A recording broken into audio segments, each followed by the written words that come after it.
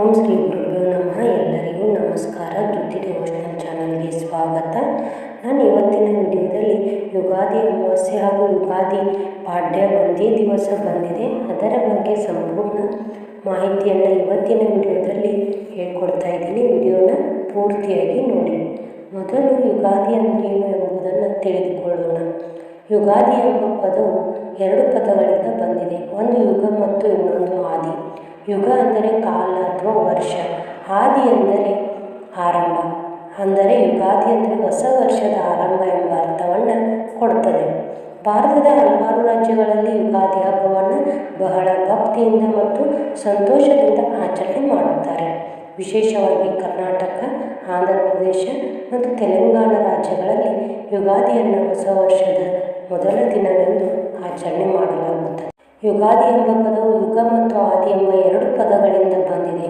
ಇದರ ಅರ್ಥ ಹೊಸ ಯುಗದ ಆರಂಭ ಅಥವಾ ಹೊಸ ವರ್ಷದ ಪ್ರಾರಂಭ ಎಂಬುದಾಗಿದೆ. ಯುಗಾದಿ ಹಬ್ಬ ಬಂದಾಗ ಪ್ರತಿಯೊಬ್ಬರ ಮನೆಯಲ್ಲಿ ಸಂತೋಷದ ವಾತಾವರಣ ಇರುತ್ತದೆ. ಮನೆಯ ಮುಂದೆ ಸುಂದರವಾದ ರಂಗೋಲಿ ಹಾಕುವುದು, ಬಾಗಿಲಿಗೆ ಮಾವಿನ ಎಲೆಗಳ ತೋರಣ ಕಟ್ಟುವುದು, ಮನೆ ಸ್ವಚ್ಛಗೊಳಿಸುವುದು ಇವುಗಳನ್ನು ನಾವು ಮಾಡುತ್ತೇವೆ. ಇದು ನಮ್ಮ ಮನೆಗೆ ಶುಭ ಹಾಗೂ ಸಮೃದ್ಧಿ ಬರಲಿ ಎನ್ನುವ ಸಂಕೇತವಾಗಿದೆ.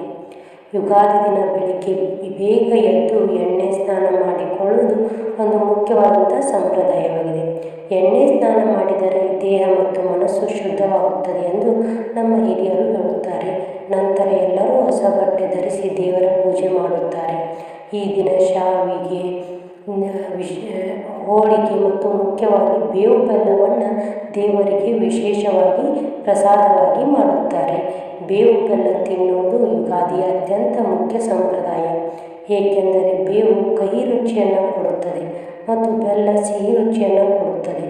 ಜೀವನದಲ್ಲಿ ಸಂತೋಷವೂ ಇರುತ್ತದೆ, ಕಷ್ಟವೂ ಇರುತ್ತದೆ ಎಂಬುದನ್ನು ನಮಗೆ ನೆನಪಿಸುತ್ತದೆ.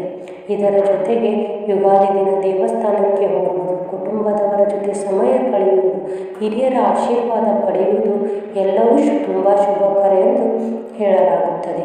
ಕೆಲವರು ಈ ದಿನ ಪಂಚಾಂಗ ಶ್ರವಣ ಮಾಡುತ್ತಾರೆ. ಅಂದರೆ ಹೊಸ ವರ್ಷದ ಭವಿಷ್ಯವನ್ನು ಪಂಚಾಂಗದ ಮೂಲಕ ಹೇಳುವ ಸಂಪ್ರದಾಯವೂ ಇದೆ.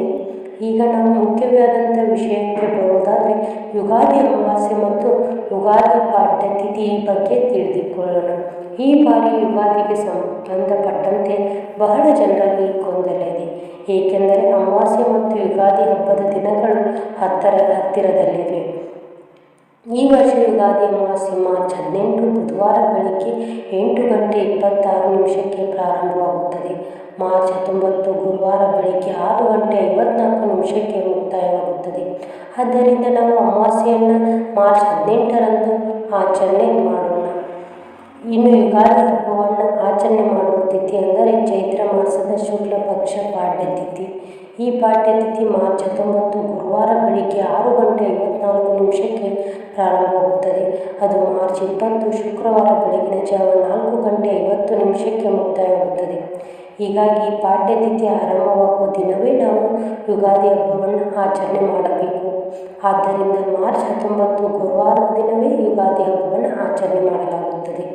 ಮಾರ್ಚ್ 18 ಯುಗಾದಿ ಅಮಾವಾಸ್ಯೆ, ಮಾರ್ಚ್ 19 ಯುಗಾದಿ ಹಬ್ಬ.